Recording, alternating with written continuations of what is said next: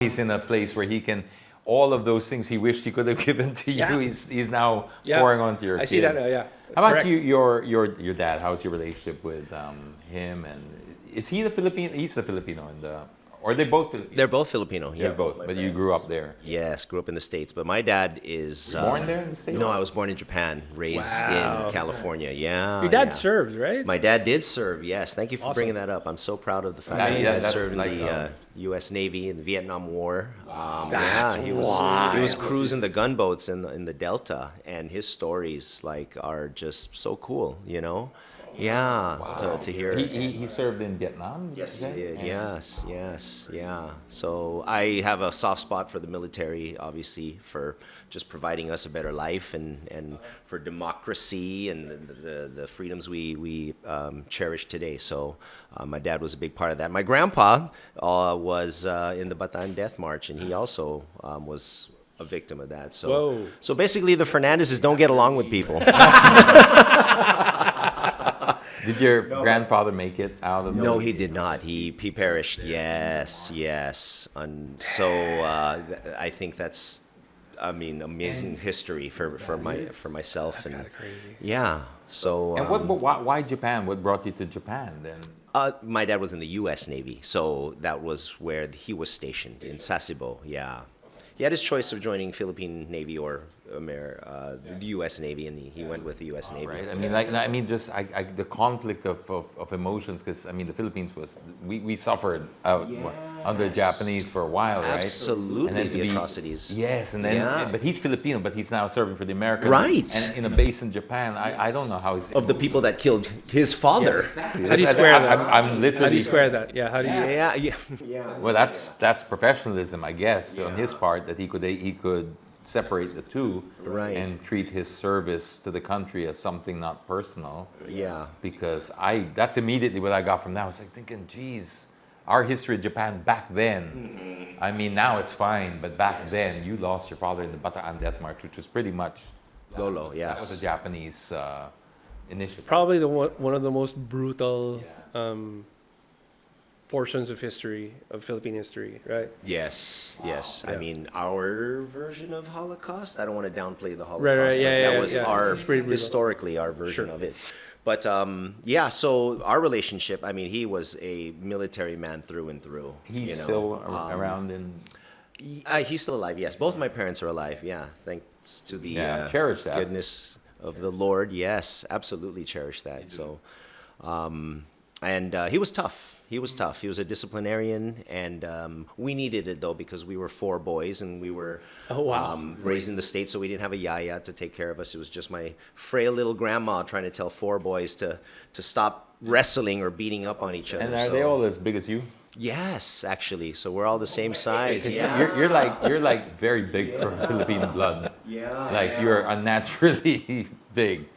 Where do you fit in your family hierarchy of physical size? I would still be top 3 out of 4. Top 2 between my brother and Rainier, the third one. He's as robust as I am, wide shoulders. He's a sweetheart, though. He has a heart of gold. Every third word he says is "I'm sorry," because he's so big. He thinks he's just knocking things. It's like a bull in a china shop. Yes, but a loving bull. Nice. Yeah. So anyway, opposite of a loving bull was my dad. We were disciplined the old-fashioned way. Belts, chinelas, closed fists. We needed it, though. We deserved it. But the way of parenting, I never had that. I never had the opportunity to spank my daughter because I didn't want her to go through that terror that I went through. So we did our disciplinarian things in other ways. Right. So So just showing you that I did not copy the way we were raised, even though I felt we were raised in the way that was expected of the 70s and 80s. Right. And now it's different.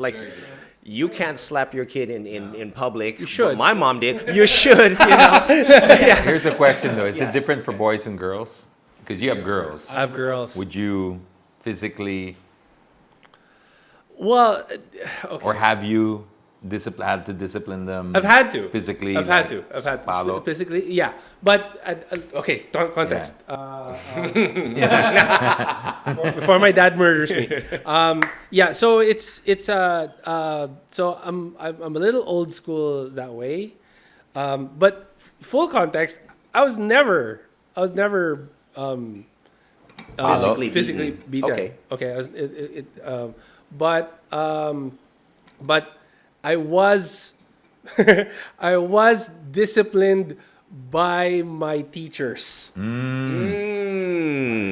those? I appreciate those Remember old those? school teachers. So yes. handout, ruler, Yes. flying erasers, like so. Soap in the mouth when you say a bad word. Yeah. Oh wait, that was me. Yeah. That was me. So The kurut. Did you ever get the kurut? yeah, the kurut, right? Purple nurple. So I wanted to have like that delineation of this is how I'm going to parent, this is how I'm going to discipline. I've never had to really use it though. It's always just the threat of. I came close once where I showed her like, okay, this is what it's going to feel like, right?